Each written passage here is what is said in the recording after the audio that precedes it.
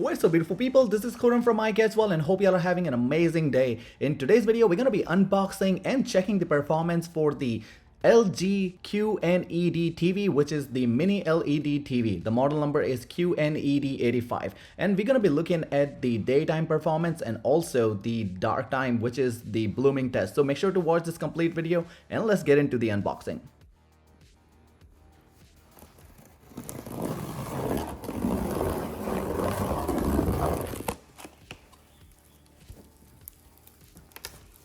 Alright guys, so I'll be going over a lot of things, so that's why I've created the chapters for you guys, which are in the description. Also the link to this TV is in the description, so go check it out. And now let's get into what's inside the box.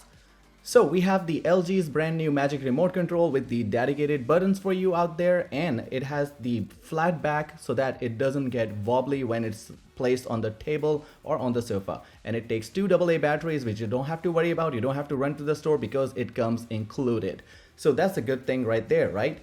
So we have the two Y-shaped legs for the TV. Each goes on the each side, and it comes with the 4 screws that you will need. 2 for each. All you need is a screwdriver and just place the legs and it's all done. And then we have some concealment stuff, user manual, warranty card, and the LG Magic Remote Control instructions if you want to do graduation on that. Alright guys, so I want to say thanks to my friend Khalid for coming over and helping me out with this TV. It is 75-inch QNED85 from LG, and we have placed both the legs on the left and right with the help of the screws provided with it. And now you can see that the TV is barely 2-inch thicker, and thanks to the mini LED, which is 40 times smaller than the regular LED TVs. And you can see that it is available there to wall mount. So we have the VESA screws there that you can take out and put the wall mount, and it's on the wall. But if you want to go even better, you can use the LG Slim wall mount, which will give you the flush to the wall kind of gallery design from this TV. Now let's look at the ports on the TV. We have one USB 2.0 port, 2 HDMI 2.0, and the 2 HDMI 2.1 ports. So these HDMI 2.1 ports can go up to 4K at 120 Hz. So make sure if you have the PlayStation 5 or Xbox Series X, which supports the HDMI 2.1, you connect them here in the port 3 and port 4. Then we have below facing port, which we have the USB number 2, which is USB 2.0. Then we have service only port, the antenna cable, and then we have the option to connect via wire, or you can connect using the Wi-Fi. Alright guys, so now we have everything ready set up, so let's take off all these stickers and fire up the TV, and we're gonna get into whole sort of things. So stay tuned and make sure to hit the like on this video if you haven't.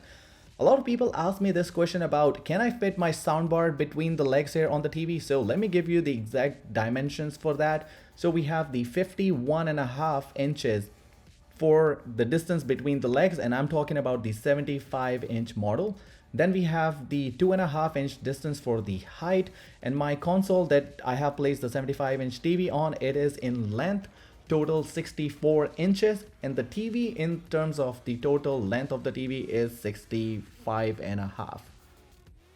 Alright guys, so now's the time to set up your TV using the Magic Remote Control and press OK on it, and you have two options to do it. Either you can do it via cell phone or you can do it on the TV by just following the instructions on the TV. They are fairly simple. You just gotta put your location, your zip code, and your time zone, and you will be all set and taken care within just few seconds. I like my connectivity to the internet using the Wi-Fi because it's less wire clutter in the back of the TV. But if you have weak connectivity to the Wi-Fi, make sure to use the LAN cable, which you have the option in the back of the TV to use hardwired. And then we have the option to select the TV, whether it's on the wall mount or it's on the stand. In my case, it's on the stand, so I'm gonna select that. Then we have the Alpha 7 Gen 5 capabilities. We have the AI Picture Pro, which gives you that realism and the depth effect, and the sound virtualization, which is the part of the AI Sound Pro, and you get that virtualization effect of the 5.1.2. So it's up to you, you enable that and you get that immersive experience. And if you have a dedicated system, you plug that and disable the AI Sound Pro. Then we have option for home auto launch. I'll leave it open so that when you have the TV powered on, you have all the apps showing on the full screen menu at the startup. During the setup, it gives you the option to install the famous application. So I would rather do it from here than going later on each and every individual application. So that's a good thing. Then if you don't have the cable connectivity, then you have the free LG channels, which are live channels, and also you have the on-demand and the categorized channels for the kids and family, and especially the Halloween is right on the corner, so you have that classified right there, all the Halloween movies under that. So make sure to check that out. If you don't have the cable and you don't pay for that, this LG channels is actually free for you. Alright, now let's talk about the upscaling on this TV. So far, the way the upscaling works on the Alpha 7 Gen 5, it's really impressive. So your lower quality content like 720p and the 1080p will be upscaled to the 4K resolution, so you have that crisp and sharp looking picture on this biggest screen TV, because it is a 75-inch TV. So upscaling really plays a big role. Otherwise, you're gonna be looking at something really blurry and not sharp picture, and this processor is there to help you out with that and upscale your 1080p content and the 720p.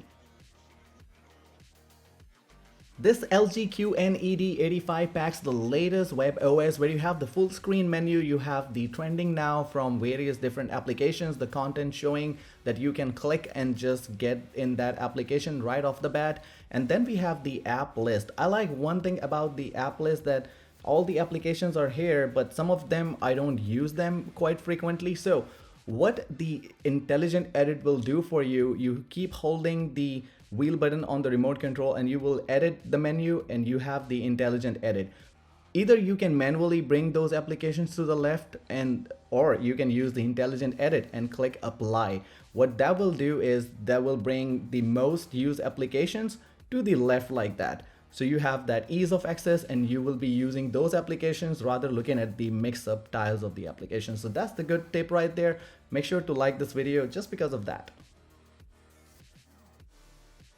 As you can see that this TV is placed in my living room, where the Texas sun shines super bright through these big windows. We have 3 on the right side, then you have some on the left side that you can see. It is super bright, and this TV is not bothered by that a lot of ambient light, and it gives you that super bright sharp picture that you want from a TV for your living room experience. So if you're in search for a brighter TV for your living room, this could be the one which can go in your living room and will give you that nano cell and the quantum dots combination, which will give you that deeper and sharper picture quality with the LG's precision dimming that I'm going to talk next, because a lot of people talk about that how these TVs perform in the dark room. So I'm gonna switch all the lights and see you in the dark room. Alright guys, so now we are in totally dark room where we have no lights, no ambient light, and I'm gonna take you to the settings. I have paused this HDR video right here, and I'm in the cinema home mode right now, which is the brighter, and it has the settings that I'm gonna reset. So we are on the picture settings as you would receive in your house. So we have reset that. Now I'm gonna take you into the advanced settings. You can see I'm in the cinema home, which is the brighter picture mode, and we are in a dark room. Now we're gonna go in the advanced settings and go down to the LED local dimming, which is specifically LG precision local dimming, and we're gonna see what happens when you actually turn off this. So as you can see that there's a lot of blooming, and we have it on the black areas mostly because it's still thinking there is something, and we are seeing that blooming there. So in order to control that, LG has the precision local dimming, precision dimming, where you go low, medium, and high for this kind of content. By default, it's on low, but you can switch between medium and high depending on what type of content are you watching. And I find it really helpful. As you can see that it has blooming when you turn it off, but LG's local dimming, the precision local dimming, kicks in and it resolves that issue for you. And I'm gonna play some demo for you, and then I have another example because I want to show you another, you might not be seeing something like this all the time, but this is more aggressive, where you have a lot of black surrounding areas around the object and you have the blooming there. Now you can see this demo is being played, and I recorded this video in the 4K HDR to capture the brightest bright and the darkest dark, and I did not see the blooming right head on when sitting in front of the TV. And you can see the demo that I'm playing is in the 4K HDR in the cinema home mode.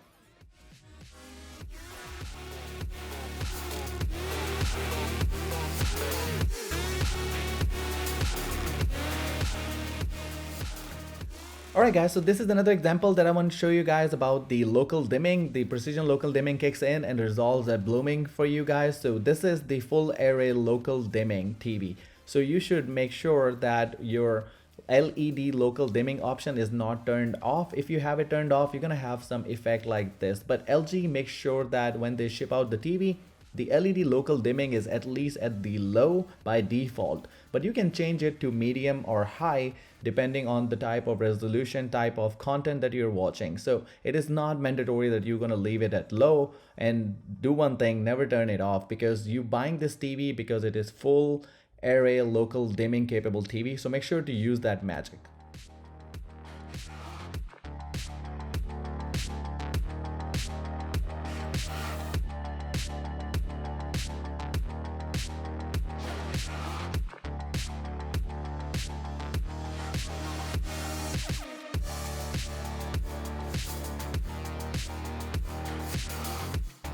Alright guys, now is the time I talk about my most favorite segment, which is the Xbox Series X connected to the LG QNED85. And you can see that it detects that the gaming console is connected to the HDMI 4. And it is because the only HDMI 3 and HDMI 4 is capable of doing the 4K 120Hz. If you connect it to 1 and 2 HDMI ports, it's not gonna do that. So I wish it's in my bucket list LG would put 4 HDMI 2.1 ports for the next year model, but right now we have 2 HDMI 2.0 and the 2 HDMI 2.1 ports, and we connected to the HDMI port number 4 where we have the 4K up to 120Hz you can see connected. And we go into the TV details where you will see that this TV is capable of doing everything that Xbox Series X has to offer. The 4K HDR up to 120Hz and the Dolby Vision up to 120Hz as well. Playing games on this TV was spectacular in the 4K HDR. You can see these highlights and the amazing colors coming out of the screen, and was not bothered by the ambient brightness that I have in the living room. So I thoroughly enjoyed playing these games and had no issues with the stuttering because it has the free sync activated and it has the variable refresh rate. So you're looking at smooth gameplay when you're playing your games. When you hit the wheel setting button on the remote control, you will be able to see the game dashboard, which will show you the overview of what you have activated on your game HDR mode. And then if you go to the Game Optimizer settings, which you can toggle and click on it, and you will be able to tweak more in the game mode. So you have the 120 FPS, variable refresh rate on, black stabilizer at 10, and low latency activated.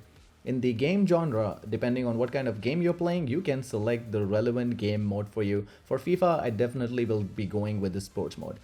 Then you have the reduced blue light filter option. Then you have the dark room mode where you can actually reduce the brightness of the screen by going level 1 and level 2. Since I'm in the bright room, I'm gonna go back to the off where I have all the potential unlocked. Then you have the game AI, VRR, AMD FreeSync, it is compatible with, and then you have the different colors to choose from. I'll choose orange, and then you have the user guide where you can learn more about it.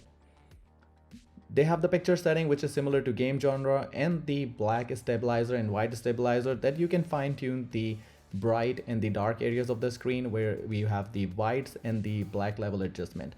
So that's all we have in the game dashboard. Now I want to give you a tip where you can use the same remote control with the Xbox Series X because it is the CEC compatible. So you're going to go to the HDMI settings on your TV where you have the Simplink HDMI CEC enabled. When you have this function enabled, so the compatible devices like DVD player, Blu-ray players, and the home theater system, and Xbox Series X of course, you will be able to operate it with the remote control that's given to you. So make sure you go to the general devices and the HDMI settings, and you have the Simplink HDMI that you can activate. That's all I have from this video, guys. Make sure to leave me a comment. I have more to cover that I'll be doing in upcoming videos, and let me know what you want me to cover next time, and I'll see you in another video. Until then, peace out, enjoy the demo.